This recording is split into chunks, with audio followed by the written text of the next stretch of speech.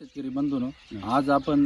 देवकवठी या गावात आलेलो आहे आणि या देवकवठी गावात आपण कृषी विभागाच्या आणि आत्माच्या माध्यमातून नाविन्यपूर्ण उपक्रम म्हणून मठ लागवडीचा प्रयोग आपण या खरीपात घेतलेला आहे। पूर्वी संगमेर तालुक्यामध्ये मोठ्या प्रमाणात मठाची लागवड व्हायची, किंबहुना या मागील काही वर्षांमध्ये मठाचं उत्पादन कमी होण्यामागे भरपूर कारणे आम्ही शोधली आणि मटकीचं वाण उपलब्ध नसल्यामुळे मटकीचं उत्पन्न चांगलं येत नाही, म्हणून आम्ही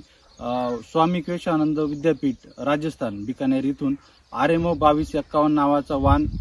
तिथून प्राप्त केला आणि संगमेर तालुक्यातील देवकवठी असेल, भोसदरी असेल, पेमरेवाडी असेल, माळवाडी असेल, बोटा या ठिकाणी आत्माच्या बचत गटांना या बियाणं 20-20 गुंठ्यासाठी दिलं आणि चांगल्या प्रकारे त्याची लागवड झाली। आज आपण जिथे उभे आहोत ते आपल्या बरोबर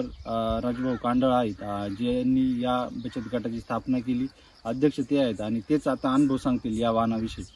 राजभाऊ सांग। मी देवकवठी गावच्या जगदंबा शेतकरी बचत गटाच्या माध्यमातून या मठाची RMO 2251 या मठाच्या याची लागवड केली। अतिशय मठ काय जात असते आम्ही गावठी मठ करायचो सुरुवातीला आणि ते बाजरीमध्ये वगैरे असे वाण म्हणून टाकायचो, पण यावेळेस कृषी विभागानं आम्हाला एक मोठी संधी दिली आणि आम्हाला हे मठ करण्याचं या ठिकाणी ही जी लागवड केली 20 गुंठ्यामध्ये आम्ही हा प्रयोग केला आणि अतिशय सक्सेस हा प्रयोग झाला। यावर्षी या गावामध्ये पाऊस जास्त झाला, पावसाचा थोडा जरी परिणाम जादा झालाय, परंतु अतिशय चांगलं उत्पादन या माध्यमातून आम्हाला मिळतंय। कृषी विभागानं खूप मोठं सहकार्य केलं आणि आम्ही आमच्या जिल्ह्याच्या शेवटच्या टोकावर आहे, म्हणजे संगमेर तालुक्याच्या शेवटच्या टोकावर आहे, परंतु अतिदुर्गम पावसाचा पर्जन्य छायेचा प्रदेश असताना याची लागवड करताना आम्हाला मठ ही जात प्रथम कळाली का ही उंची वाढती आणि इथून पुढील काळात आम्ही याचं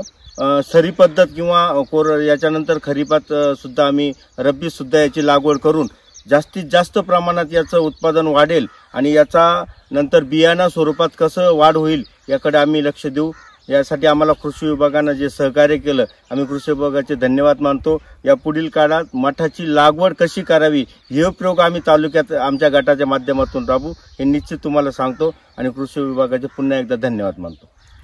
नक्की शेतकरी बंधूंनो, आता आपण राजूभाऊंनी सांगितलं, अनुभव ऐकला आणि महत्त्वाचं त्यांनी एक सांगितलं का जसं आपण मटकी लागवड करतो ती जमिनीला समांतर पद्धतीने वाढते, परंतु ह्या मटकीचं जर वाण बघितलं तुम्ही तर अगदी सरळ पद्धतीने उभट पद्धतीने वाढणार आहे आणि झाडाची उंची आणि लागणाऱ्या शेंगा जर आपण बघितल्या तर साधारणतः सर्वसाधारणपणे आपण मोजल्याप्रमाणे 70 ते 80 शेंगा एका झाडाला निघतात। राजस्थान सारख्या ठिकाणी या झाडाचं म्हणजे या मटकीच्या वाणाचं उत्पादन साधारणतः हेक्टरी 6 ते 8 क्विंटल सांगितलंय, परंतु आपल्याकडे असलेली जमिनीची बाजू म्हणजे आपल्याकडे असलेली जमीन आणि पाणी हे चांगले असल्याप्रमाणे आपल्याकडे एकरी उत्पादन मिळू शकतं असा अंदाज आपला या वर्षीचा आहे आणि ते नक्कीच आपल्याकडचे शेतकरी या एकरी पद्धतीने 6 ते 8 क्विंटल उत्पादन काढतील। मी नवनाथ देवराम गुडगे, देवकवठे, तालुका संगमनेर।